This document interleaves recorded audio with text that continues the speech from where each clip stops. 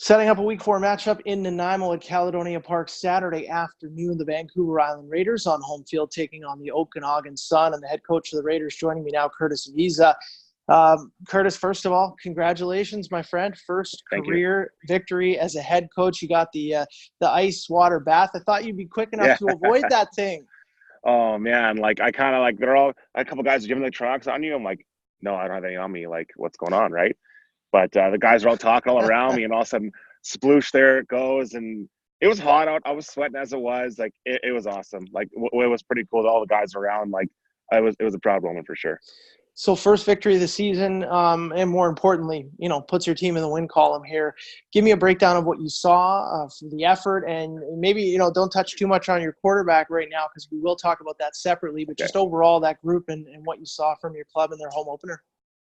Well, I saw some definitely growth from week 1 to week 2 to week 3. Our offense found a bit of a groove, right? We had Cole McGarvey behind the helm, making solid passes. Looking at the stats, columns, and whatnot, the ball was spread out fairly well. Mike West was a major target.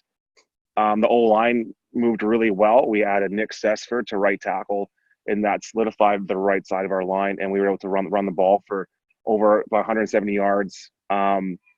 So that was a big positive. Our special teams game, guys were really disciplined to their lanes and squeezing down on ball carriers and just making really sound movements to flip the field when we needed it. Defensively, there's a lot of positive things there.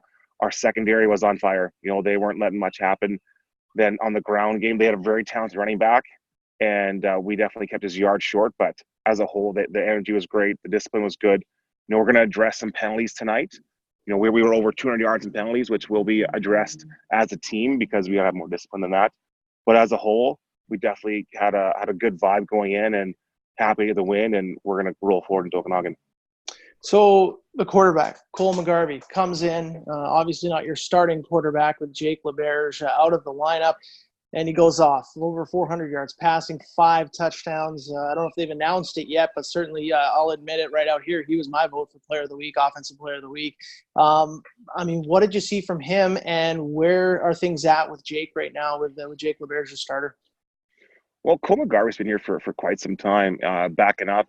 And his summer this year, out of spring camp, he was number 3 coming out of spring camp, wasn't his best goal. And that particular conversation seemed to spark the young man. He's putting the time in Nanaimo at our throw arounds. He's there every week in the gym, getting after it. He wants it. He's a 22-year-old with a bit of hunger to him.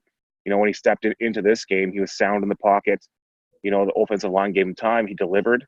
He's always been a big leader here, even being it's the backup quarterback for the last little while. He's still been, a leader for the team. So him coming in with composure, leadership, and that desire to win was huge for us. With Jake LeBerge out, he'll be out for he might be in this week. We're kind of touch and go on it, but it's looking pretty good.